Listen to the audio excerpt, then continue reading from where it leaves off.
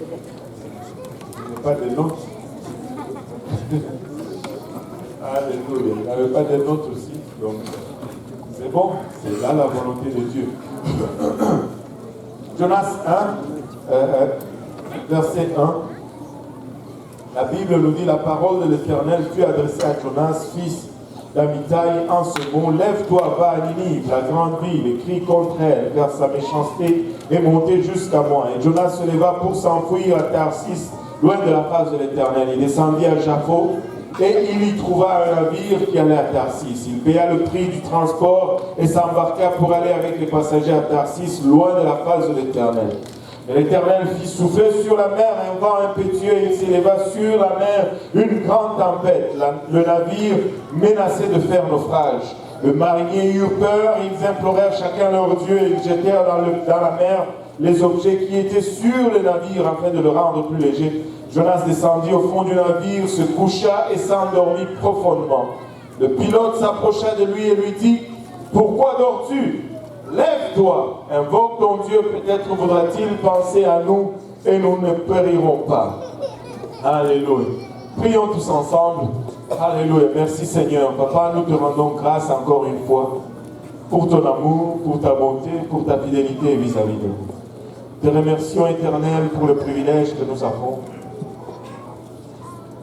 d'entendre de ta part et de recevoir, Papa, ta parole aujourd'hui. Mais nous réalisons que nous sommes des hommes naturels et charnels pour qui ces choses sont folie pour nous et sans ton aide, nous ne pouvons pas te recevoir. Seigneur, aide-nous, oins-moi, afin que je puisse apporter cet oracle sans crainte, ni faveur, ni hésitation. Oins-nous tous ensemble, Papa, afin que nous puissions, Papa, recevoir cet oracle et que celle-ci produise en nous des fruits dignes de la repentance et que ce fruit nous conduise jusque dans la vie éternelle.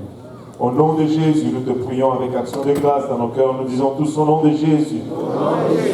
Alléluia. Avec l'aide du Seigneur, nous allons prêcher sur ce sujet. Ne pas rester à la place du salut. Amen. Alléluia. Pouvons-nous battre nos mains pour le Seigneur alors que vous vous assoyez?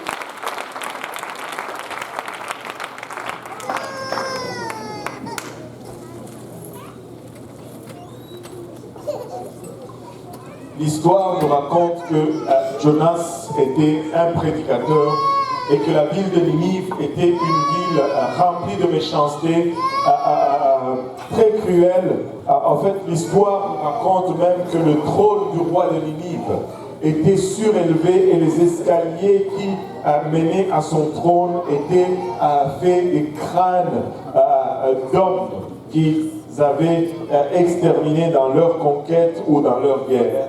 Ninive était une ville cruelle et Ninive était une grande ville.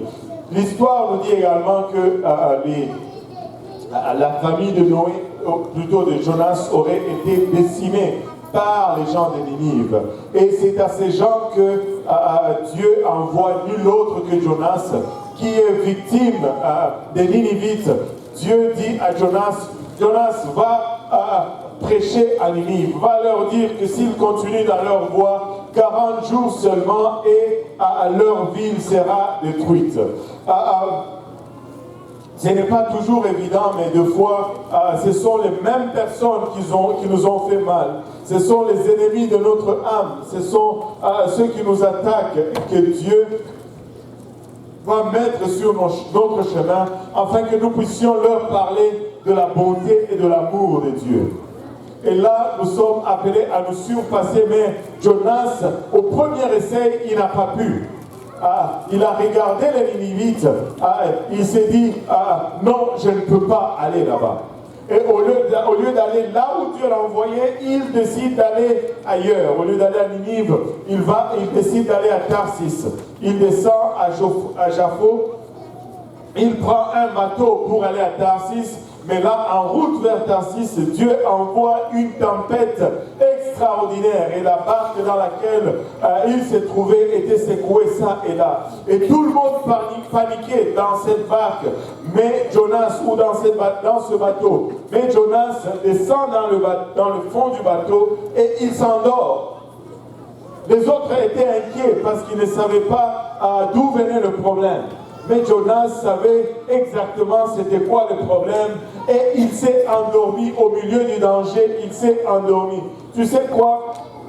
Il n'y a rien de tel que de se retrouver dans la volonté de Dieu. Nulle place n'est plus sécure qu'être dans la volonté de Dieu.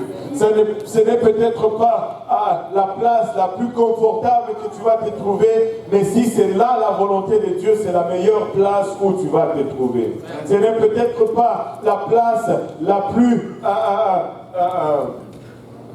qui pourvoit le mieux pour toi, mais si c'est là que Dieu te veut, c'est la meilleure place où tu dois te trouver.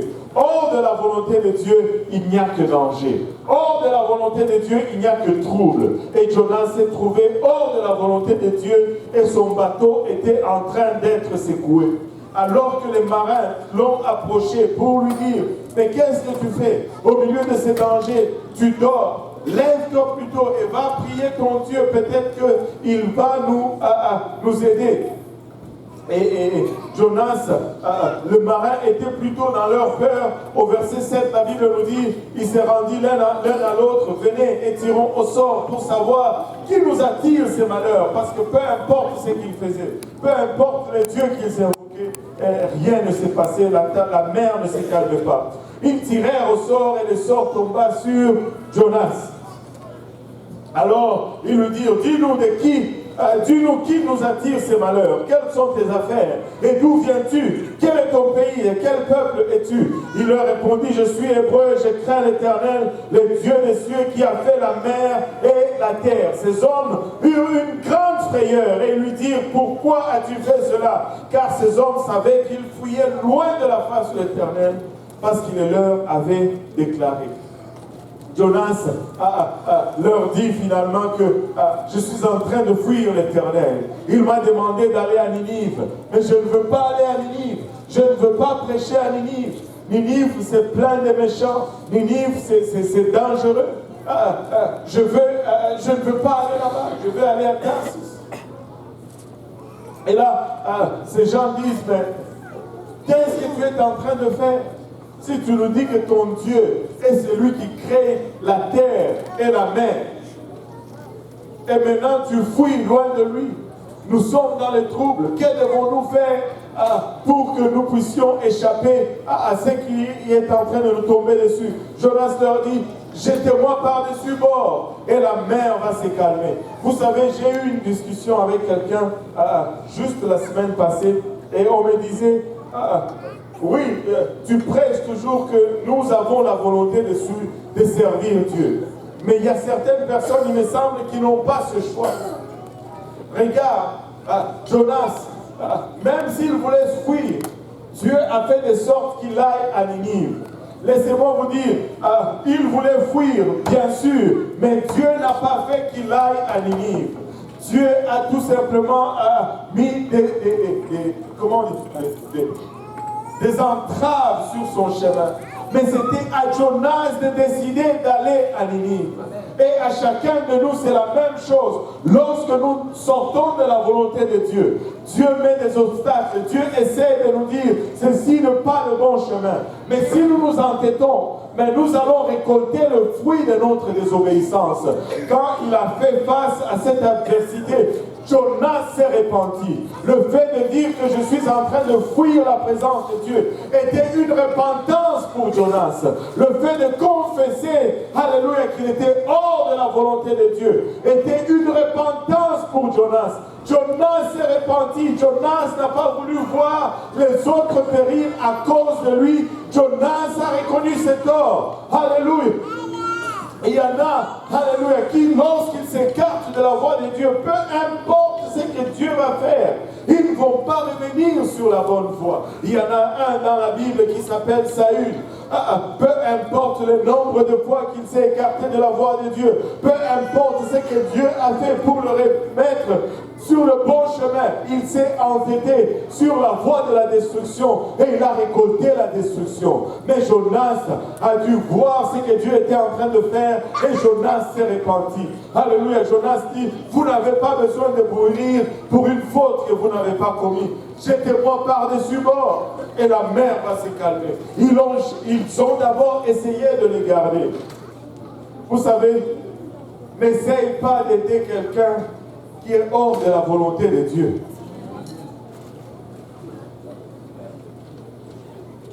Peut-être que ce malheur qu'il est en train de vivre, c'est Dieu lui-même qui travaille pour le remettre sur la bonne voie et toi tu veux l'aider pour sortir de là.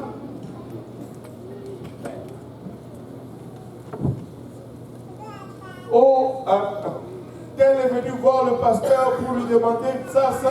Le pasteur a refusé. Oui, il a refusé. Parce que deux fois, il va refuser. Parce que deux fois, ce n'est pas la volonté de Dieu. Alléluia. Amen. Alléluia. Parce que ce n'est pas tout le monde qui est en manque que nous devons aider. Certains manques viennent de la part de Dieu lui-même qui est en train de réveiller quelqu'un et pour le faire revenir sur la bonne voie. Je vais vous donner l'exemple. Moi et mon frère qui est là. Pour un temps, tu sais, nous essayons d'aider notre père. Il était en manque, mais il était hors de la volonté de Dieu. Et à chaque fois que nous travaillons, que nous économisions quelque chose, nous lui envoyons cela. Mais ce n'était pas le moment. Et je vous dis, Dieu nous a serré la vis parce que nous étions en train d'aider quelqu'un sur lequel lui-même était en train de travailler. Alléluia. Anyway, là n'est pas vraiment la question, n'est pas le sujet de la leçon.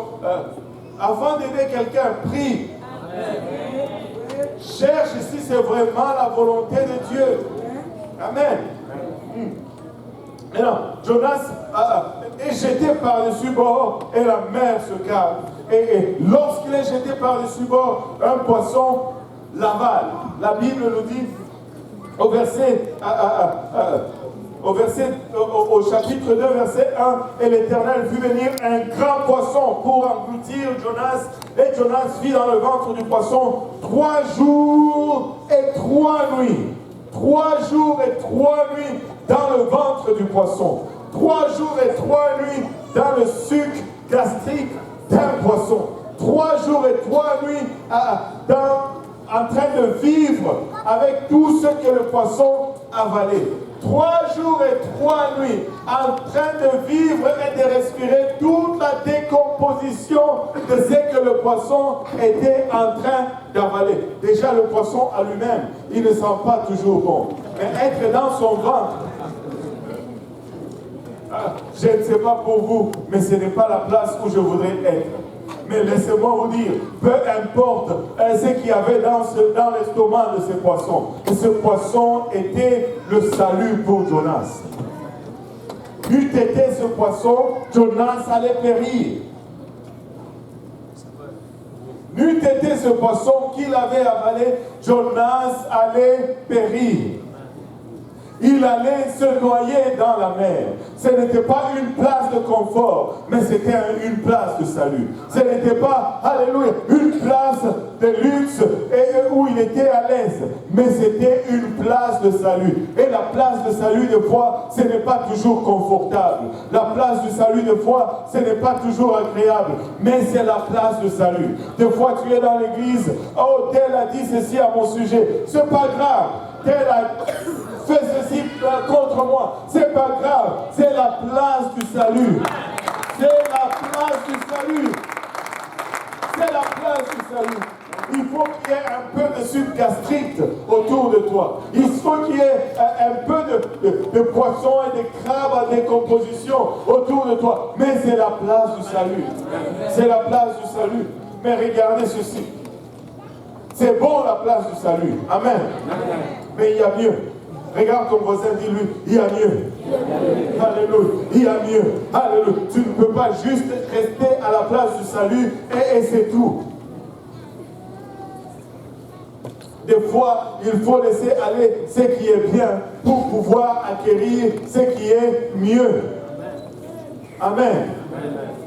Jonas, s'il est resté dans le ventre du poisson 5 jours, 10 jours, 20 jours, il allait probablement mourir dans le ventre du poisson. Il était peut-être à la place du salut, mais Dieu ne l'a pas appelé à y rester, à y demeurer pour l'éternité. Écoutez, vous êtes arrivé à la place du salut, mais Dieu ne vous appelle pas à vous asseoir sur votre salut. Dieu ne vous appelle pas à rester sur notre place du salut. Nous sommes arrivés à la place du salut. Oui, c'est bon pour un temps, mais ce n'est pas assez. Il faut que je sorte de la place du salut et que j'arrive à une place de prédication. Jonas était appelé pour prêcher et c'est ce qui allait le soutenir. Rester à la place du salut, c'était bon pour 3 jours et 3 nuits. Mais après cela, ça n'allait pas être assez pour le garder en vie. Il fallait que le poisson le vomisse quelque part. Jonas ne décomposait pas dans le ventre du poisson. Et parce qu'il ne décomposait pas, et parce qu'il bougeait tout le temps, parce qu'il n'était pas mort, et parce qu'il bougeait tout le temps, le poisson a commencé à voir l'estomac à tourner, jusqu'à ce qu'il est allé le vomir sur une plage. Mais regardez ceci, après qu'il ait été vomi sur la plage, la Bible nous dit dans Jonas 3, verset 1, que la parole de l'Éternel fut adressée à Jonas une seconde fois en ce monde. N'êtes-vous pas content de servir un Dieu de deuxième chance? N'êtes-vous pas content de servir un Dieu qui, après que nous ayons failli en 2015, il nous offre encore 2016? N'êtes-vous pas content que nous servons un Dieu qui, même malgré notre infidélité, il demeure fidèle? Alléluia. Il dit à Jonas, Jonas, je te donne une deuxième chance. Voici, alléluia. Lève-toi, va à Ninive, la grande ville, et proclame-y la publication que je t'ordonne. Et Jonas se leva et il alla à Ninive. Et Jonas se leva et il alla à Ninive. Laisse-moi te dire, c'est bon d'être sauvé. Alléluia. Et nous devons tous être sauvés. Mais nous ne pouvons pas rester assis à notre place de salut. Nous devons arriver à une place où nous commençons aussi à partager notre salut avec les autres. Sinon, c'est notre mort. Nous ne pouvons pas rester bébés spirituellement, continuellement. Un jour, alléluia, j'avais besoin de quelqu'un pour me changer les couches. Mais un jour, je dois commencer à changer les couches à quelqu'un d'autre. Un jour, j'étais découragé et quelqu'un m'a appelé pour que je vienne à l'église. Mais un jour arrive où personne ne va m'appeler. Où c'est à moi d'appeler quelqu'un d'autre pour qu'il vienne à l'église. Moi, personne ne m'appelle jamais pour venir à l'église. Jamais personne ne m'appelle. Tu dis parce que tu es pasteur. Non, c'est pas parce que je suis pasteur. Je suis autant humain que toi. J'ai de mauvais jours et de bons jours. J'ai des jours où je n'ai même pas le courage de me lever pour venir. Mais savez-vous quoi? Je suis arrivé à une place où je dois prendre l'appareil et appeler quelqu'un, dire je ne t'ai pas vu à l'église. Et parce que je l'ai fait, je dois me montrer moi-même à l'église. Il y a un jour, alléluia, où on m'a enseigné une étude biblique, mais arrive un jour où moi aussi je dois l'enseigner à quelqu'un. Il y a un jour où on m'a donné pour m'encourager, pour m'aider, mais un jour moi aussi je dois apprendre à donner à quelqu'un pour l'encourager et pour l'aider. Sinon je vais mourir à ma place de salut. Je ne peux pas demeurer à ma place de salut. Il arrive un temps où je dois grandir. Il arrive un temps où je dois témoigner à quelqu'un. On m'a témoigné de la bonté de Jésus. C'est pourquoi je suis ici. Mais si je garde ma bouche fermée, je vais mourir à cette place. Il faut que je témoigne aussi à quelqu'un d'autre. Et c'est cela qui me garde en vie. Et c'est cela qui va me garder en vie. Je ne peux pas rester à ma place de salut. Je dois arriver à une place, alléluia, où je commence à prêcher ce salut à quelqu'un d'autre si je veux rester en vie. Jonas était un homme mort s'il restait dans le ventre du poisson. Même si cela signifiait le salut pour lui. Il était un homme mort s'il restait dans le ventre du poisson. Il est temps pour, alléluia, que quelqu'un arrive à cette place où il est sur le rivage et que Dieu lui dise, va à Ninive. Et il va à Ninive et il commence à prêcher. Ninive était une grande ville. La Bible nous dit 3 jours de marche que ça prenait pour traverser Ninive d'un point à un autre. Savez-vous quoi? Lorsque Jonas a commencé, ça lui a pris un seul jour. Un seul jour. Et la ville tout entière s'est répandue. Tu regardes la tâche devant toi. Tu dis c'est impossible. Mais Dieu te dit commence seulement. Amen. Commence seulement. Si toi tu fais ta part, je vais faire le reste. Si toi tu fais ta part, Montréal est pour Jésus. Peut-être que c'est une grande ville. Alléluia. Mais laissez-moi vous dire, nous n'allons pas avoir besoin de la traverser bord en bord. Alléluia. Au premier jour, Dieu va la convertir. Écoutez, il est temps que nous sortons. Je sais que je parle à un peuple qui aime évangéliser. Je sais que je parle à un peuple qui est en feu en Dieu, qui est en feu pour Dieu. Mais si nous pouvons nous y mettre tous, si nous pouvons, alléluia, tous d'un commun accord, alléluia, nous dire 2016, je ne veux pas rester sur ma place de salut. Je vous dis que ce lieu ne sera pas assez grand pour contenir, même seulement d'ici juin, les gens qui vont venir ici pour être à leur tour à la place du salut. Alléluia. Ça ne peut pas s'arrêter avec moi et ça ne va pas s'arrêter avec moi. Alléluia.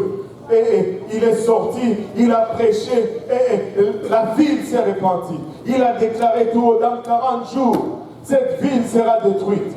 Si vous ne changez pas, dans 40 jours, Dieu va détruire cette ville. Vous savez qu'est-ce qui est arrivé 40 jours plus tard? Dieu n'a pas détruit la ville. Dieu n'a pas détruit la ville. Et s'il était de notre époque, Jonas allait être qualifié de faux prophète.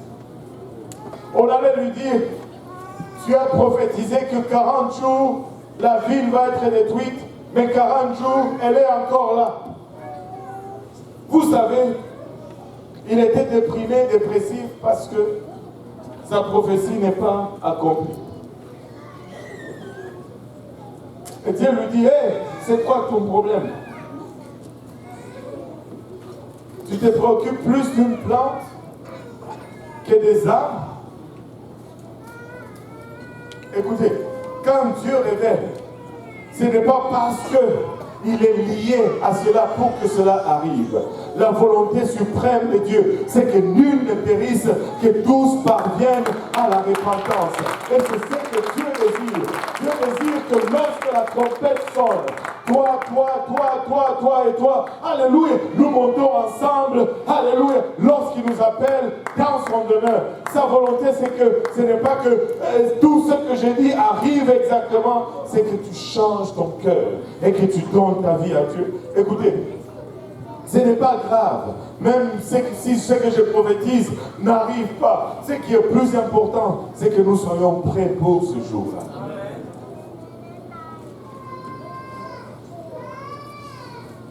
Vous savez, il est temps de sortir et de prêcher. Parce que nous avons une mission. Nous n'avons pas été laissés ici sur terre juste pour être sujets à des attaques. Nous n'avons pas été laissés ici sur terre juste pour payer les factures d'Hydro-Québec et de Bell Canada. Ce n'est pas pour ça que nous sommes restés ici sur terre. Si nous sommes encore ici sur terre, c'est pour que nous puissions amener un autre avec nous. C'est pour que nous puissions amener encore un autre avec nous. Et encore un autre avec nous. Nous avons une mission. C'est pourquoi nous avons été laissés ici sur terre. Et notre mission, c'est prêcher l'évangile. La Bible nous donne notre mission. Dans Matthieu 28, 18, nous dit, Jésus s'est approché leur parlant ainsi. Tout pouvoir m'a été donné dans les ciels et sur la terre. Allez, faites de toutes les nations des disciples. les baptisant au nom du Père, du Fils et du Saint-Esprit, et enseignez-leur à observer tout ce que je vous ai prescrit. Et voici, je suis avec vous tous les jours jusqu'à la fin du monde. Quelle était la mission? Quel était le dernier ordre que Jésus a donné à ses disciples? Allez, faites de toutes les nations des disciples. Dans Marc 16, 15, il nous dit, puis il leur dit, allez par tout le monde et prêchez la bonne nouvelle à toute la création. Celui qui croira et qui sera baptisé sera sauvé, mais celui qui ne croira pas sera condamné. Voici les miracles qui accompagneront ceux qui auront cru en mon nom.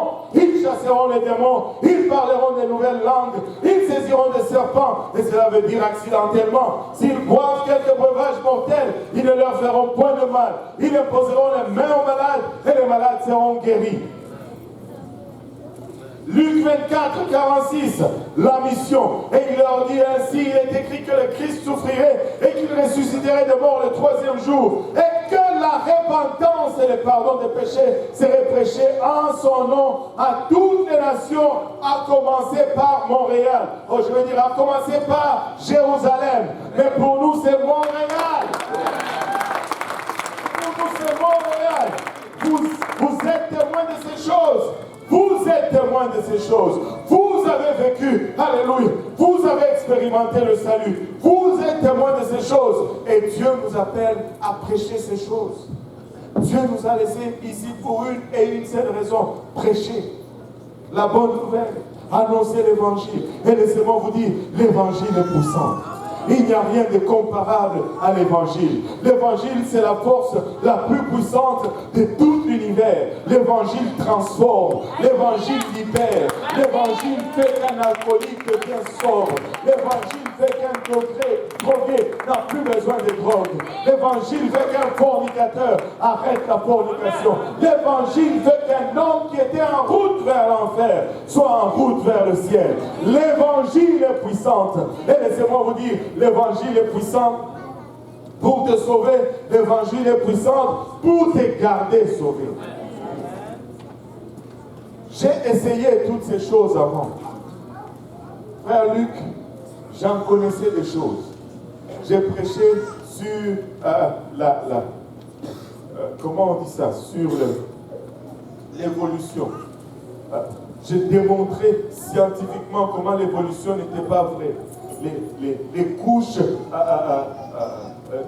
terrestres, les précambriens, tous ces machins. Dieu merci, je commence à les oublier. Ces fossiles, les anthropolopipèdes et toutes ces pipettes et les machins. Et je les avais alignés, les docteurs Kish, je les lisais et toutes ces choses. Mais vous savez quoi? Je les ai enseignés. Je n'ai pas gagné une seule âme avec cela. Mais quand j'ai commencé à prêcher l'évangile, la simple évangile, juste l'évangile de Jésus-Christ, quand j'ai commencé à prêcher cela, on était 20, on est devenu 30.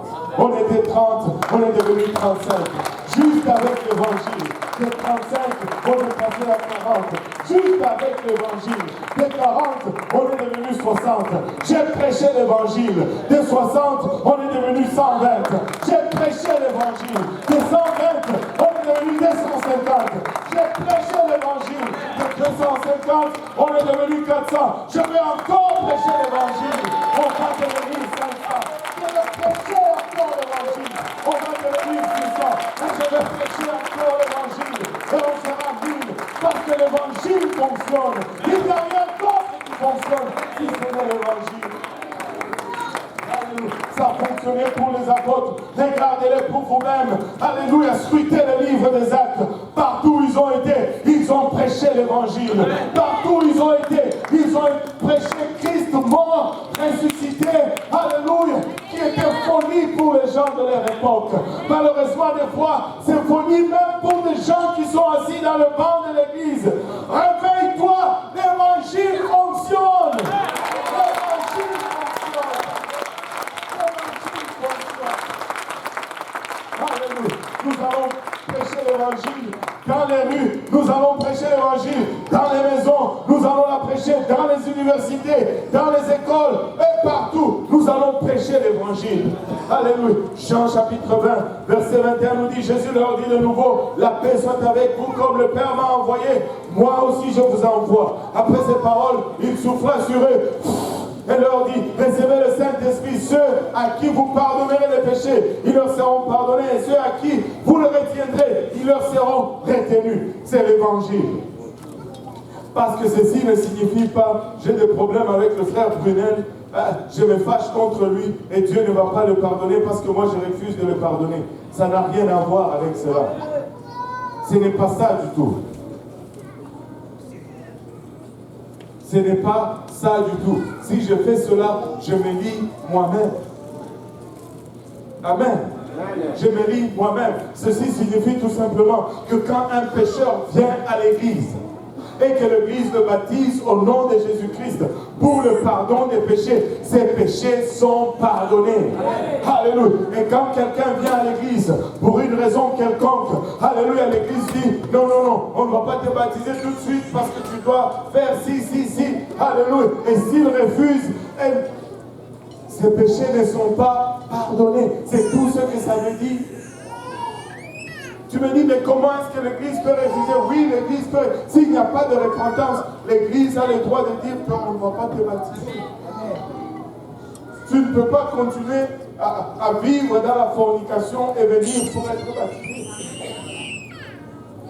Amen, non? Amen. Oh, ne m'abandonnez pas tout seul. Amen. Oh, boy. Laissez-moi vous dire ceci. Nous allons prêcher l'évangile. Nous allons la prêcher avec zèle. Et nous allons la prêcher avec tout notre être. C'est-à-dire, nous allons mener une vie de sanctification. Nous allons, écoutez, nous allons prêcher l'évangile. Nous allons prêcher la sanctification comme nous l'avons jamais prêché auparavant. Amen. Nous allons être radical pour le Seigneur Jésus-Christ. On m'a dit, toi tu es radical. J'ai dit oui, je suis radical. Parce que ça prend quelqu'un de radical pour survivre à un monde radical. Le monde est radicalement dans le péché. Le monde est radicalement dans le péché. Le monde ne fait pas le péché légèrement. Ils sont extrêmes dans le mal. Et si tu vas leur faire face, il faut que toi aussi tu sois extrême dans le bien. La petite prière, béni serait pas Seigneur, alléluia, ne va pas fonctionner. Ça parle quelqu'un qui parle en langue et qui parle pendant des heures pour faire face à ce monde. Ça prend quelqu'un qui décide, je ne veux rien, alléluia, ressembler à ce monde. Vous savez pourquoi nous devons être radicaux dans la sanctification? C'est parce que si nous ne sommes pas radicaux dans la sanctification, nous perdons notre goût. La Bible nous dit que nous sommes le sel de ce monde. Amen. Et si le sel perd son goût, avec quoi allons-nous l'assaisonner? J'avais un cousin, je l'ai encore. Je ne sais pas où il est, mais je l'ai encore. Il s'appelle Guy. Un jour, on est allé manger avec lui au restaurant chinois au centre-ville, là, dans le quartier chinois. Et on mangeait, j'étais pour boire, je voulais boire, il me dit non, Myomba, il m'appelle toujours Myomba, ça veut dire oncle. Non, oncle, ne bois pas. Je dis pourquoi? Il dit, parce que les Chinois là, ils sont malins. Ils ont mis beaucoup de sel dans la nourriture pour que quand tu vas au buffet, tu bois. Et quand tu bois, tu ne vas pas manger. Mangeons d'abord.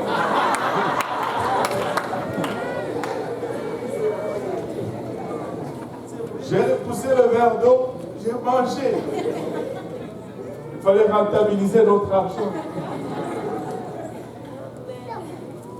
Mais le sel, ça donne la soif. Si tu n'es plus salé, personne ne va être assoiffé autour de toi. Nous devons être le sel, afin que ceux que nous rencontrons soient vraiment assoiffés et qu'ils puissent boire cette parole et qu'ils puissent se repentir. Mais cela ne va pas arriver si nous ne sommes pas vraiment le sel. Alléluia. Si nous ne sommes plus le sel, nous Nous n'allons plus rendre personne assoiffé. Je dois être radical. Je ne peux pas gagner le monde en le ressemblant. Je ne peux pas gagner le monde en étant comme le monde. Qu'est-ce que j'aurai à leur offrir? Si je leur dis, hey, regardez, they vont dire, ben, nous sommes déjà corrects. Nous sommes déjà comme ça, même mieux encore. Nous n'avons pas assez de ressources pour battre le monde à leur jeu. Si nous allons battre le monde, nous allons le battre selon le plan de Dieu. C'est folie pour ce monde. Mais laissez-moi vous dire, ça fonctionne. Ça fonctionne. L'évangile fonctionne. La sanctification fonctionne. Et ce sont les seules choses qui tiennent. Ce sont les seules choses qui tiennent. Quand tu prêches l'évangile, ça marche. Nous avons été au Congo, j'ai oublié de parler du Congo un peu. Nous avons été au Congo, ce n'était pas aussi facile que nous l'avions anticipé. Nous avions eu plusieurs résistances. Un des premiers obstacles que nous avons eu à vaincre, c'était le trafic. Parce que ça prenait quasiment 2 heures à 3 heures pour se rendre d'un rendez-vous à un autre. Parce qu'ils ont 12 millions d'habitants, mais ils n'ont pas l'infrastructure routière que nous avons ici. Et c'est grave. Les gens conduisent chacun à sa façon. Tu ne peux pas anticiper ce que la voiture en avant de toi va faire. C'est dangereux. On a prié comme les Américains là, ils ont prié comme ils n'ont jamais prié.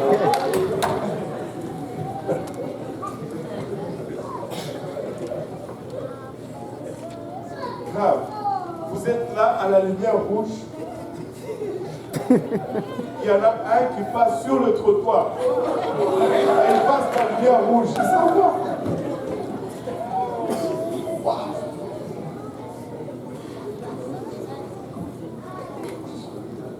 Juste, il ne fallait pas qu'il y ait juste même un seul pouce. S'il y a un pouce, il rentre dedans. Un pouce, il rentre dedans. Je vous dis ça. C'est bon, un pouce c'est bon, il rentre dedans. Il y a vraiment un Dieu. C'est la vache.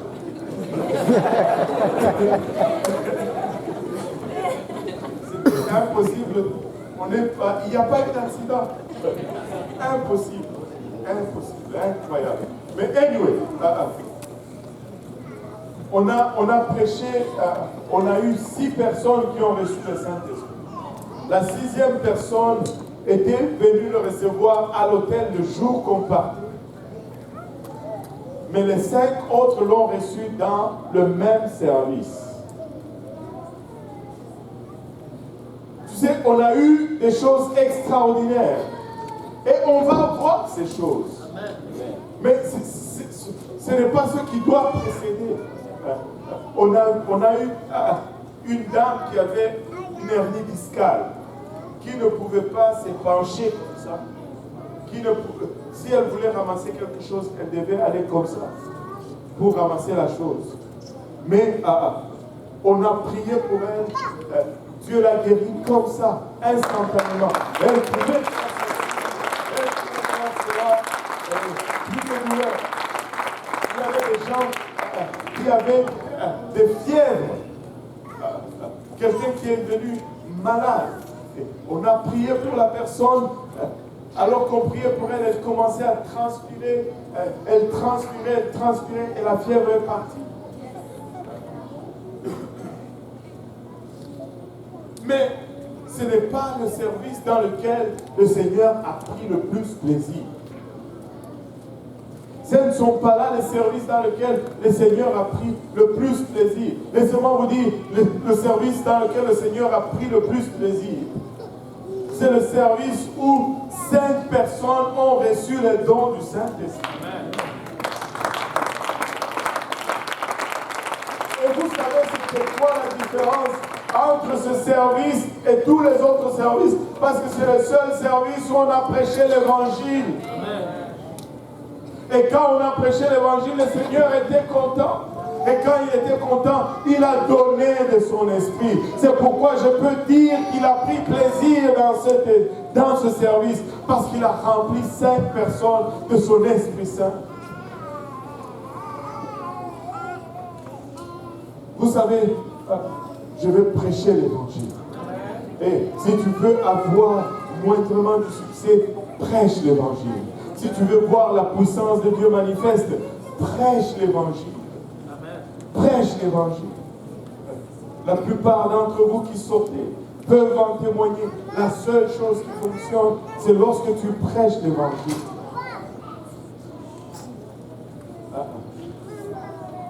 J'ai vu Léa tout à l'heure. Où est-ce qu'elle est? Léa est où? Ah, elle est là. Vous savez, Léa a prêché l'évangile dans l'autobus. Et la personne est venue et s'est fait baptiser au nom de Jésus-Christ.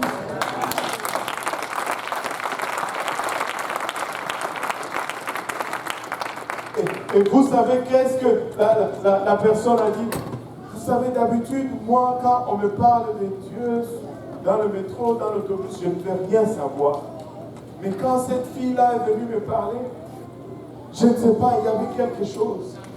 Non, il n'y avait pas quelque chose. Il y avait un esprit. Parce que quand tu commences à parler de ce qu'il a fait à la croix, c'est la chose la plus...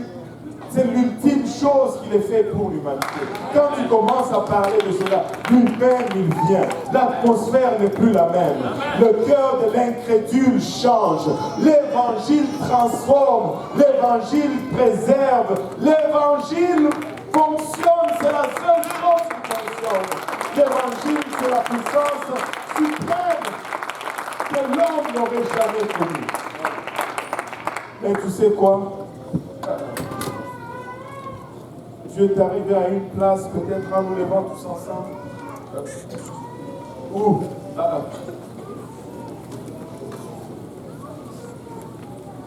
tu as connu des choses, mais là, tu es un peu distrait.